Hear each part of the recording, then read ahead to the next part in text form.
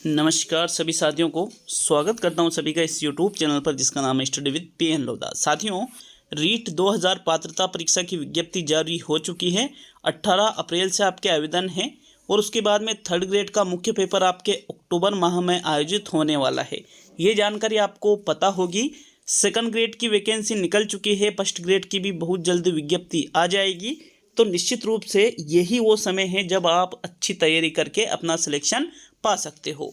यहाँ हम हिंदी व्याकरण और शिक्षण विधियों के टोटल 100 टेस्ट करने वाले हैं। हिंदी व्याकरण और शिक्षण के, और शिक्षण विधियों के 100 टेस्ट अलग से है, साइकोलॉजी के 100 टेस्ट अलग से है, राजस्थान जीके की 100 क्लास है और 100 ही टेस्ट। ये चीज़ें इस यूट्यूब चैनल पर आपको निःशुल्क ही मिल रही है। यहाँ हम पेपर नंबर 28 हल करने वाले हैं, जिसमें आपको बहुत ही शानदार 30 प्रश्न देखने को मिलेंगे। टारगेट कितना है? 3000 वस्तुनिष्ठ प्रश्नों को सही करने का। ठीक है, 3000 वस्तुनिष्ठ प्रश्न आप यहाँ पर हिंदी के पाओगे। साइकोलॉजी के भी 3000, शिक्षण विधियों के भी 3000 और जीके के भी लगभग 3000 प्रश्न।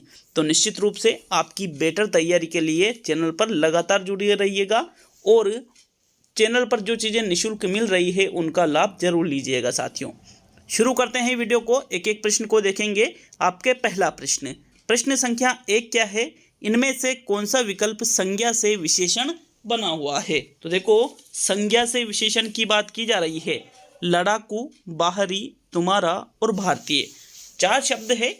इन चारों शब्द में से उस विकल्प का चयन कीजिए जो संज्ञा से विशेषण बना है।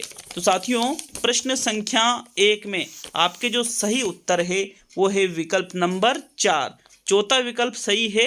ये जो भारतीय शब्द है ये भारत शब्द से बना है और भारत क्या है? एक संज्ञा शब्द है। इसमें जब हम ई प्रत्यय लगा देते हैं तो शब्द बन जाता है भारतीय, जो कि विशेषण है। तो चौथा विकल्प आपके प्रश्न संख्या 1 में सही रहेगा। नेक्स्ट आगे बढ़ेंगे साथियों, प्रश्न संख्या 2 पर। तो दूसरा प्रश्न है, इनमें से किस विकल्प में स्त्रीलिंग शब्द नहीं है? देह, बाहु, शरीर और सीमा। 4 शब्द है, इसमें से आपको बताना है कि कौन सा शब्द स्त्रीलिंग नहीं है। तो साथियों, सीमा एक स्त्रीलिंग शब्द है। शरीर पुल्लिंग शब्द है। साथियों, शरीर कैसा शब्द है? शरीर अच्छा होता है, मतलब ये क्या है? एक पुल्लिंग शब्द है, न कि स्त्रीलिंग। आपसे ये तो पूछ रहा था। तो तीसरा विकल्प आपके प्रश्न नंबर 2 में सही है। जबकि बाहु और देह दोनों ही शब्द भी स्त्रीलिंग ही है। तो ओनली थर्ड विकल्प ही आपके दूसरे प्रश्न में सही है। नेक्स्ट आते हैं प्रश्न नंबर 3 पर। तीसरा प्रश्न है, इनमें से किस शब्द का बहुवचन नहीं बनेगा? फूल, अतिथि, रेडियो और स्कूल।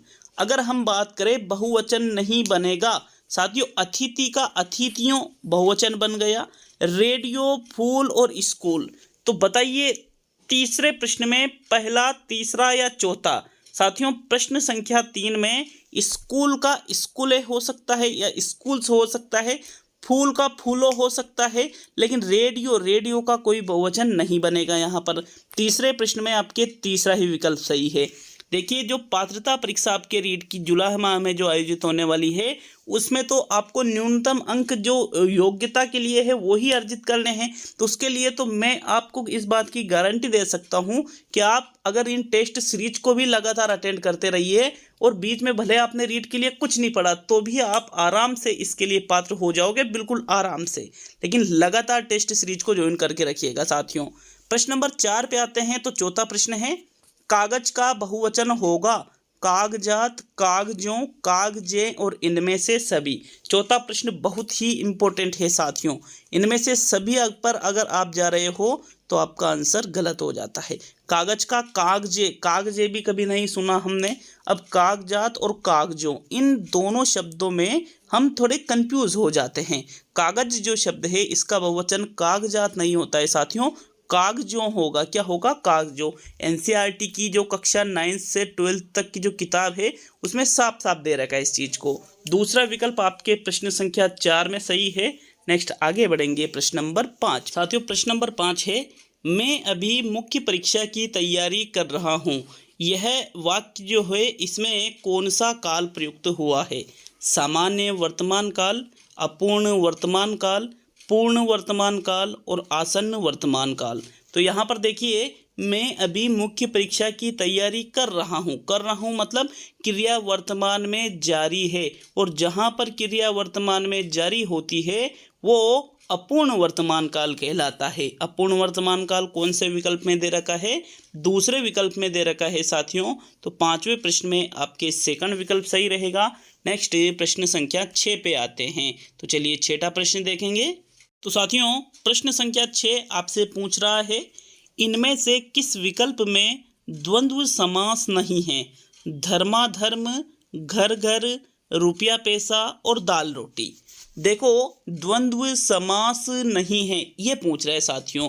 तो रुपया पैसा, रुपया या पैसा, धर्माधर्म, धर्म या अधर्म, दाल रोटी, दाल और रोटी। तो यहाँ पर तीनों ही विकल्प द्वंद्व समास के हैं, पहला, तीसरा, चौथा। लेकिन घर घर जो शब्द है इसमें पुनरावृत्ति हो रही है शब्द की, और जहाँ पर पुनरावृत्ति होती है उसको हम क्या कहते हैं साथियों? अव्ययीभाव समास कहते हैं। तो घर घर शब्द में द्वंद्व समास नहीं है बल्कि उसमें अव्ययीभाव समास है। तो विकल्प नंबर आपका 2 सही है प्रश्न संख्या 6 में। नेक्स्ट बढ़ेंगे प्रश्न संख्या 7 पर। तो चलिए 7वां प्रश्न देखते हैं। आपके प्रश्न नंबर 7 है, संधि की दृष्टि से अशुद्ध है स्त्री प्लस उपयोगी, स्त्री उपयोगी, परी प्लस इच्छा, परीक्षा, बच्चा प्लस पन, बचपन, नदी प्लस अर्पण, नद्यर्पण। तो यहाँ पर देखिए संधि की दृष्टि से आपको अशुद्ध का चयन करना है। अगर हम देखें परी प्लस इच्छा बिल्कुल सही है, दीर्घ संधि हो रही है और परीक्षा शब्द बन रहा है, मात्रा वगैरह कोई गलती नहीं है। नदी प्लस अर्पण, नद्यर्पण, इसको आप इस प्रकार से भी लिख सकते हो नद्यर्पण, लेकिन द और ये से ध्य बन जाता है तो ये भी बिल्कुल सही है। इसमें हो रही है आपके यण संधि, ये भी सही है। अब पहला या तीसरा विकल्प साथियों, बचपन शब्द का निर्माण बच्चा प्लस पन से हुआ है, ये भी सही है। इसमें डायरेक्टली संधि नहीं हो रही है, संधि युक्त शब्द है। लेकिन ये जैसे कुछ ऐसे शब्द होते हैं जो उसमें कोई संधि नहीं होती है लेकिन फिर भी वो संधि युक्त शब्द होते हैं। पहला विकल्प कह रहा है स्त्री प्लस उपयोगी, ई के बाद में असमान स्वर आ रहा है और ई के बाद में जहाँ असमान स्वर होता है वहाँ यण संधि होती है। यहाँ पर ई का क्या हो जाता है? ये हो जाता है साथियों, ई का ये हो जाता है। तो यहाँ पर देखो त्रि जो है इसमें आधा तरह हुआ तो शब्द इस प्रकार बनेगा स्त्रुपयोगी, स्त्रुपयोगी, और यहाँ पर त्र पूरा दे रखा है इसलिए ये क्या हुआ? गलत हो गया। ये संधि की दृष्टि से अशुद्ध है। विकल्प 1 आपके 7वें प्रश्न में सही है। नेक्स्ट बढ़ेंगे प्रश्न नंबर 8 पर। 8वां प्रश्न है आपके, निम्नलिखित में से किस विकल्प में हिंदी का उपसर्ग लगा हुआ है? 19, पुनर्जन्म, संचय और प्रभंजन। साथियों हिंदी का उपसर्ग, देखो उपसर्ग भी हिंदी का भी होता है और अन्य संस्कृत का उपसर्ग होता है, विदेशी भाषाओं के उपसर्ग होते हैं। तो आपको उस विकल्प का चयन करना है जिसमें हिंदी का उपसर्ग लगा हुआ है। यहाँ पर हम देखें संचय शब्द का निर्माण सम प्लस चय से हुआ है, सम उपसर्ग संस्कृत भाषा का है। पुनर्जन्म शब्द का निर्माण पुनः प्लस जन्म से, लेकिन इसमें पुनर उपसर्ग लगा हुआ है तो पुनर भी हिंदी का नहीं है। प्रभंजन शब्द का निर्माण प्र प्लस भंजन, प्र भी यहाँ पर संस्कृत का है, लेकिन 19 जो शब्द है साथियों इसमें जो उपसर्ग है वो हिंदी का लगा हुआ है। विकल्प 1 आपके 8वें प्रश्न में सही है। नेक्स्ट बढ़ेंगे प्रश्न नंबर 9 पर। 9वां प्रश्न है, अपत्यवाचक तद्धित प्रत्यय का उदाहरण है लुटिया, ममेरा, भागिने और देवरानी। 9वें प्रश्न में अपत्यवाचक तद्धित प्रत्यय, प्रत्यय के 2 प्रकार होते हैं, एक तो कृत प्रत्यय और एक तद्धित प्रत्यय। कृत प्रत्यय क्रिया और धातु के अंत में लगते हैं, तद्धित प्रत्यय संज्ञा, सर्वनाम और विशेषण के अंत में लगते हैं। तो यहाँ पर तद्धित प्रत्यय की बात की जा रही है, संज्ञा, सर्वनाम और विशेषण के। देखो यहाँ पर देवर, मामा, लुटिया, लोटा और भागिने मतलब बहिन, इनसे ये शब्द बने हैं साथियों। चारों ही यहाँ पर तद्धित प्रत्यय के उदाहरण हैं। अब अपत्यवाचक की यहाँ पर बात की जा रही है। तो साथियों अपत्यवाचक का मतलब होता है यहाँ पर एक तरह से आप जैसे ममेरा जो शब्द है और लुटिया शब्द है, देवरानी शब्द है, ये अपत्यवाचक तद्धित प्रत्यय से नहीं बने, बल्कि जो भागिने जो शब्द होता है ये ए प्रत्यय इसमें लगा हुआ है साथियों, और ये अपत्यवाचक तद्धित प्रत्यय का उदाहरण है। थर्ड विकल्प 9वें प्रश्न में सही है। नेक्स्ट आगे बढ़ेंगे प्रश्न नंबर 10 पर। 10वां प्रश्न है, उस विकल्प का चयन कीजिए जो कि नाव का पर्यायवाची नहीं है। तरणी, तटिनी, तरी और नैया। देखो, नाव जो होती है, मतलब एक तरह से आप नाव में बैठ भी चुके होंगे। नाव का कौन सा पर्यायवाची इसमें नहीं है? तो देखो, 10वें प्रश्न का जो सही उत्तर है, नैया, तरी और तरणी तीनों ही शब्द नाव के पर्यायवाची है, लेकिन तटिनी शब्द नाव का पर्यायवाची नहीं है साथियों। सेकंड विकल्प 10वें प्रश्न में सही है। नेक्स्ट प्रश्न नंबर 11 पे आएंगे। तो 11वां प्रश्न है, अशुद्ध विलोम युग्म नहीं है, उसका चयन कीजिए। निष्ठुरता का घृणा, विषाद का शोक, उदार का नगद, शाश्वत का क्षणिक। तो बताओ, प्रश्न संख्या 11 में कौन सा अशुद्ध विलोम युग्म नहीं है? प्रश्न संख्या 11 की अगर हम बात करें तो देखो, निष्ठुरता और घृणा दोनों ही एक चीज है, तो ये तो अशुद्ध है। विषाद और शोक ये दोनों भी एक है, ये भी गलत है। उदार का नगद, उधार होता है ना, वो तो उधार और उदारता और उधार दोनों अलग अलग शब्द है, तो ये भी गलत हो गया। लेकिन जो शाश्वत है, इसका विलोम क्षणिक ही होता है, तो शाश्वत का क्षणिक अशुद्ध विलोम युग्म नहीं है। अतः चौथा विकल्प आपके प्रश्न नंबर 11 में सही रहेगा। नेक्स्ट बढ़ेंगे प्रश्न नंबर 12 पर। तो 12वां प्रश्न देखेंगे, इनमें से किस विकल्प में लिंग संबंधी अशुद्धि हुई है? इकाइयाँ, वाल्मीकि, प्रमाणिक और सरोजनी। साथियों, इकाई शब्द इस प्रकार से लिखा जाता है, लेकिन जब इसमें इया प्रत्यय जोड़ते हैं हम, तो शब्द बनता है इकाइयाँ। क्या बनता है? इकाइयाँ। यहाँ पर बड़ी ई नहीं आएगी, ठीक है। तो ये जो इकाइयाँ हैं, ये लिंग संबंधी कहाँ हुआ? इकाई का इकाइयाँ, वाल्मीकि प्रमाणिक, प्रमाण प्लस एक। लेकिन सरोजनी जो शब्द है, सरोजनी शब्द साथियों, सरोजनी शब्द में सरोजिनी होता है। सरोजनी, चारों शब्द हालांकि अशुद्ध है, लेकिन यहाँ पर जो सरोजनी शब्द है, इसमें सिर्फ लिंग संबंधी अशुद्धि है, क्योंकि सरोजनी शब्द यहाँ पर स्त्रीलिंग का हमें मतलब एक स्त्रीलिंग का बोध करा रहा है। सरोजनी शब्द स्त्रीलिंग शब्द है, और ये इसमें लिंग संबंधी अशुद्धि हुई है। तो चौथा विकल्प आपके प्रश्न 12 में सही है। नेक्स्ट बढ़ेंगे प्रश्न नंबर 13 पर। 13वां प्रश्न है, मेरा बड़ा भाई कार्तिक क्रिकेट खेलने में अधिक रुचि रखता है, वाक्य में उद्देश्य का विस्तार है। मेरा बड़ा भाई कार्तिक क्रिकेट खेलने में अधिक, और चौथा है रुचि रखता है। देखो, मेरा बड़ा भाई कार्तिक क्रिकेट खेलने में अधिक रुचि रखता है, ये एक वाक्य है। इसमें उद्देश्य का विस्तार, उद्देश्य क्या होता है? कर्ता। उद्देश्य का मतलब किससे लिया जाता है? कर्ता से। अब कर्ता का विस्तार क्या होता है? कर्ता के पूर्व जो वाक्य होता है साथियों, उसको ही कर्ता का विस्तार या उद्देश्य का विस्तार कहते हैं। यहाँ कर्ता कौन है? कार्तिक है साथियों, कार्तिक कर्ता है। तो इसके पहले का जो वाक्य है, ये ही क्या है? उद्देश्य का विस्तार या कर्ता का विस्तार। तो मेरा बड़ा भाई किस विकल्प में है? पहले विकल्प में। पहला विकल्प आपके उद्देश्य का विस्तार है, और यही आपका सही उत्तर होगा 13वें में। नेक्स्ट प्रश्न नंबर 14 पे आएंगे। 14वां प्रश्न है, चिकना गड़ा होना मुहावरे का अर्थ है। बहुत लज्जित होना, बहुत खुश होना, बहुत बेशर्मी होना और बहुत कायर होना। साथियों, चिकना घड़ा होना, इस मुहावरे का जो सही अर्थ है वो है बहुत बेशर्म होना। बहुत बेशर्म होना मतलब आप कितना ही कुछ कह लो, उसके कोई फर्क ही नहीं पड़ता। जैसे चिकने घड़े पे कितना ही पानी डालो, उस पे पानी टिकता ही नहीं है। उसी प्रकार कुछ लोगों के लिए इस मुहावरे का प्रयोग किया जाता है कि कुछ कह लो, उसको कुछ फर्क ही नहीं पड़ता, वो बिल्कुल बेशर्म है। तो यहाँ तीसरा विकल्प आपके प्रश्न नंबर 14 में सही है। नेक्स्ट आगे बढ़ेंगे प्रश्न संख्या 15 पर। तो 15वां प्रश्न, काबुल में क्या गधे नहीं होते? लोकोक्ति का अर्थ है बेईमान सब जगह पाए जाते हैं, धोखेबाज सब जगह पाए जाते हैं, ईमानदार सब जगह पाए जाते हैं और मूर्ख सब जगह पाए जाते हैं। तो एक लोकोक्ति आती है, काबुल में क्या गधे नहीं होते हैं, इसका आपको सही अर्थ बताना है। साथियों, इसका जो सही अर्थ है, काबुल में क्या गधे नहीं होते, इस लोकोक्ति का सही अर्थ है मूर्ख सब जगह पाए जाते हैं। गधे का शब्द का प्रयोग मूर्ख के लिए किया गया है। तो चौथा विकल्प 15वें प्रश्न में सही है। नेक्स्ट आगे बढ़ेंगे साथियों प्रश्न संख्या 16 पर।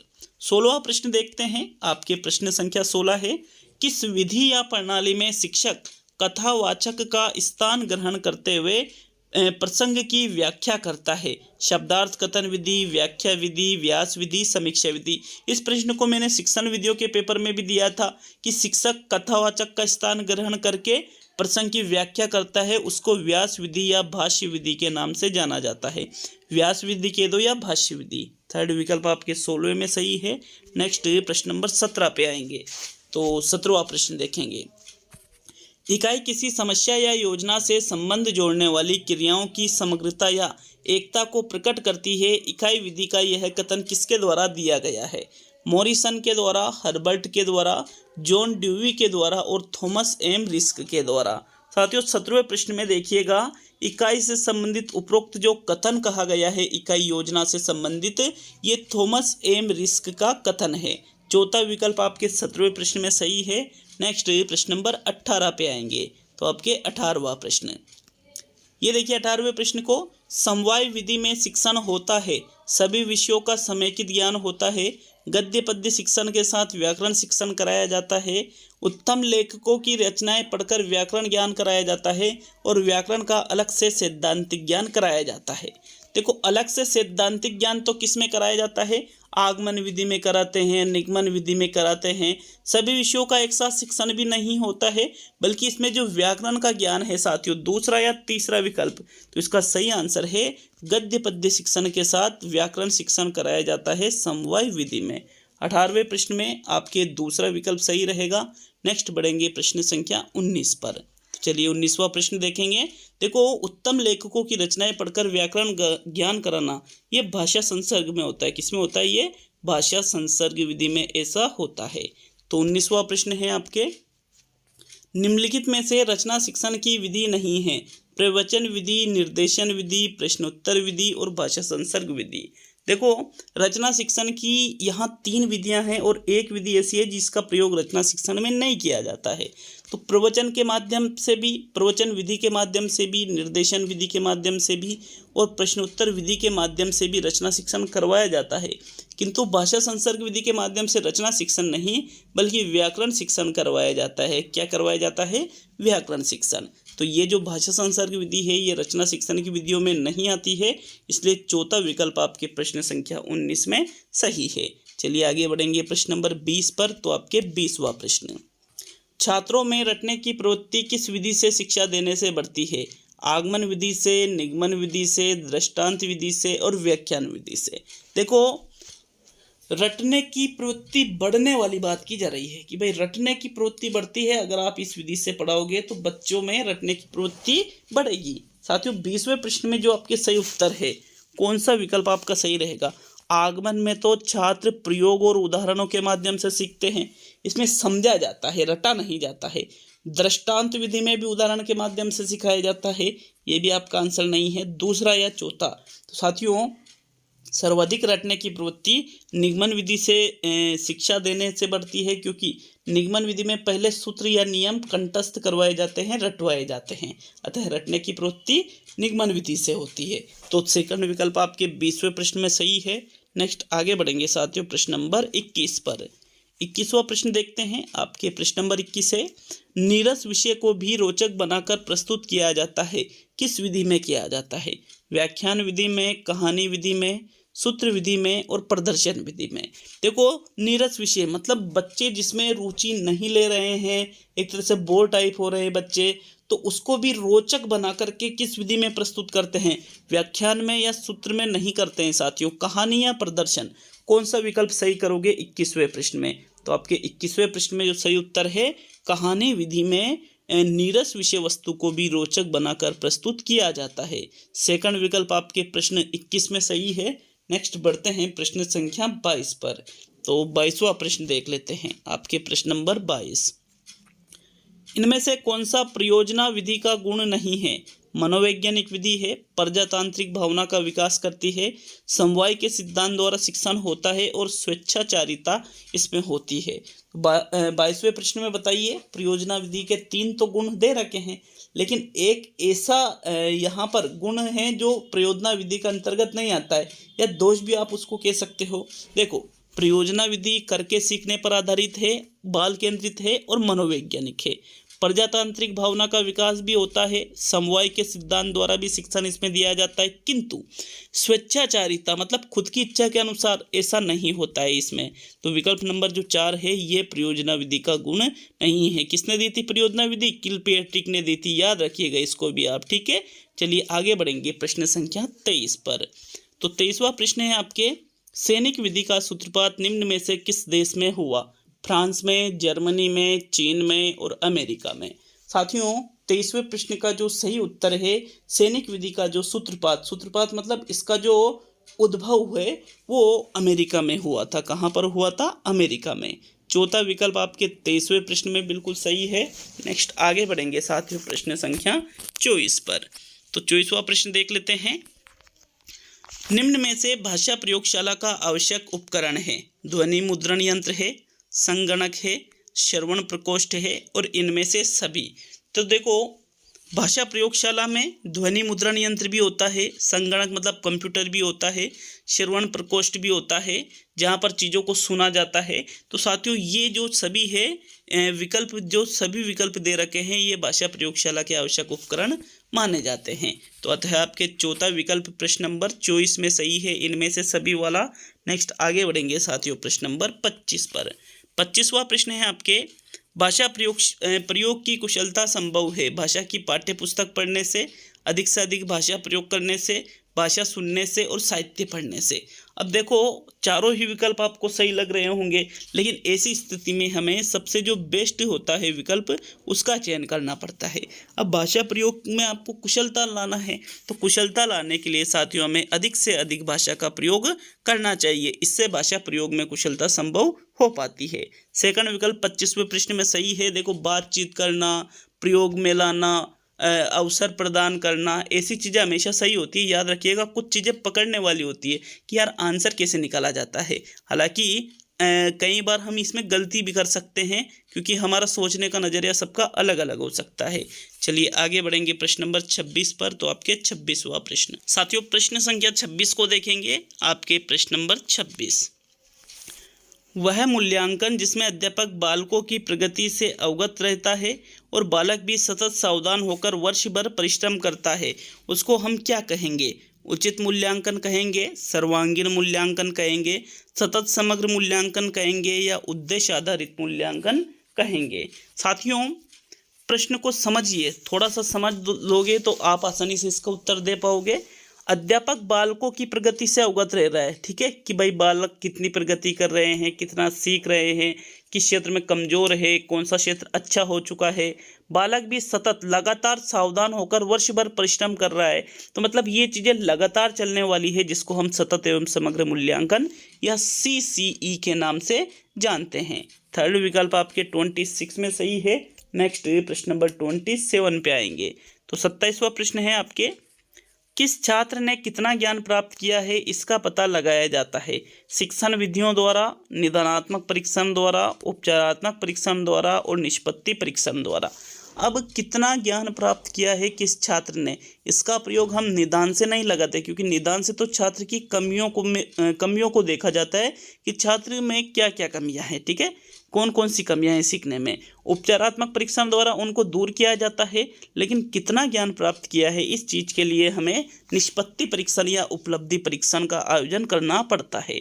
तो चौथा विकल्प 27 में सही है साथियों। नेक्स्ट आगे बढ़ेंगे प्रश्न नंबर 28 पर। तो 28वां प्रश्न देखते हैं। आपके प्रश्न नंबर 28 है साथियों, हिंदी शिक्षण में लिंगुआ फोन है, दृश्य सामग्री है, श्रव्य सामग्री है, दृश्य श्रव्य सामग्री है और इनमें से कोई भी नहीं। इनमें से कोई नहीं वाला विकल्प आपका सही आंसर नहीं होता है, तो इसको तो हम हटा देते हैं।